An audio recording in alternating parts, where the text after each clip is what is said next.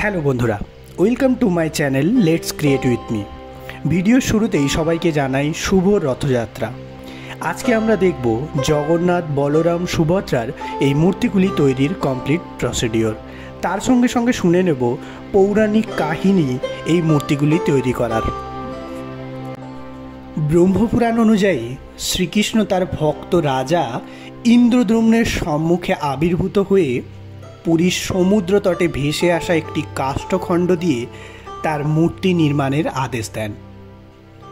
মূর্তি নির্মাণের জন্য রাজা একজন উপযুক্ত কাষ্ঠশিল্পীর সন্ধান করতে থাকেন। তখন এক রহস্যময় বৃদ্ধ ব্রাহ্মণ কাষ্ঠশিল্পী তার সম্মুখে এসে উপস্থিত হন এবং মূর্তি নির্মাণের জন্য কয়েকদিন সময় চেয়ে নেন। সেই কাষ্ঠশিল্পী রাজাকে জানিয়ে দেন মূর্তি নির্মাণকালে কেউ যেন তার কাজে বাধা না দেন। বন্ধ দরজার আড়ালে শুরু হয় কাজ।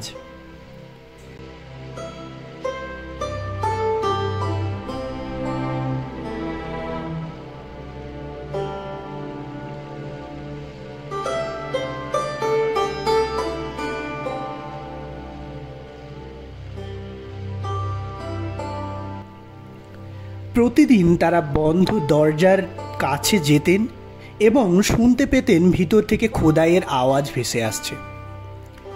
6-7 দিন বাদে যখন রাজা বাইরে দাঁড়িয়েছিলেন, এমন সময় আওয়াজ বন্ধ হয়ে যায়। অতি উৎসাহী রানী কৌতূহল সংবরণ করতে না পেরে দরজা খুলে ভিতরে প্রবেশ করেন।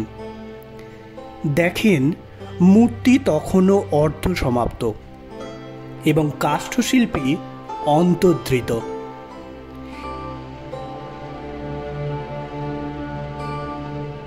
এই রহস্যময় কাষ্ঠশিল্পী ছিলেন দেবশিল্পী বিশ্বকর্মা।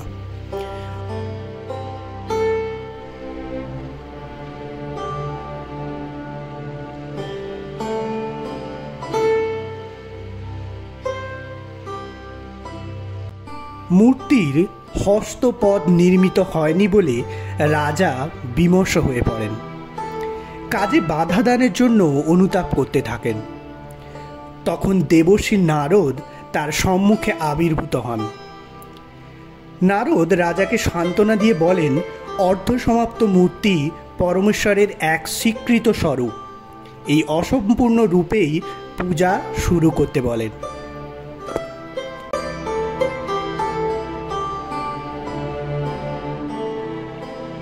এরপর থেকেই শুরু হয় জগন্নাথ, বলরাম, সুভদ্রার এই মূর্তির পূজা।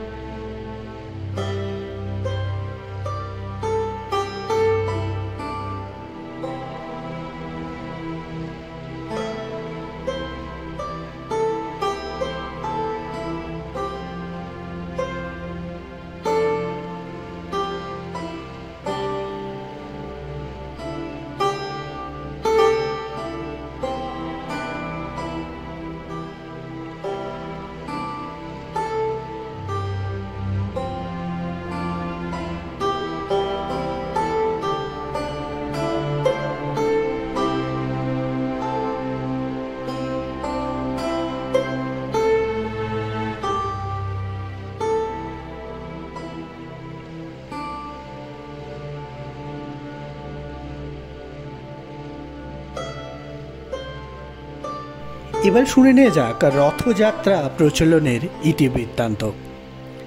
শাস্ত্র অনুসারে বিষ্ণুর 4 ধামের অন্যতম হল পুরী। বাকি 3টি ধাম হল বৈদ্যনাথ, দ্বারকা ও রামেশ্বরম। প্রচণ্ড গরমে শান্তি পেতে জ্যৈষ্ঠ মাসের পূর্ণিমা তিথিতে 108 কলসি জল ঢেলে স্নান করানো হয় জগন্নাথ দেব, বলরাম ও সুভদ্রাকে। প্রচলিত বিশ্বাস অনুসারে এরপর জ্বর আসে 3 ভাই বোনের।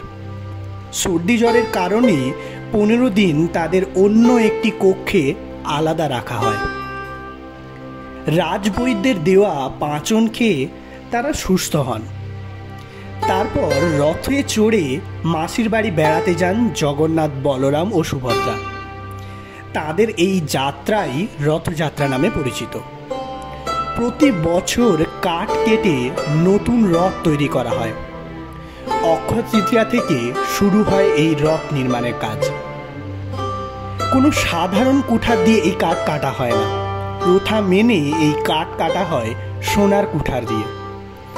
এই ছিল রথযাত্রার ঐতিহাসিক গল্প। ভিডিওটি যদি ভালো লাগে অবশ্যই ভিডিওটি লাইক করবেন এবং চ্যানেলটিকে সাবস্ক্রাইব করবেন এই ধরনের আরও ভিডিও দেখার জন্য। ধন্যবাদ।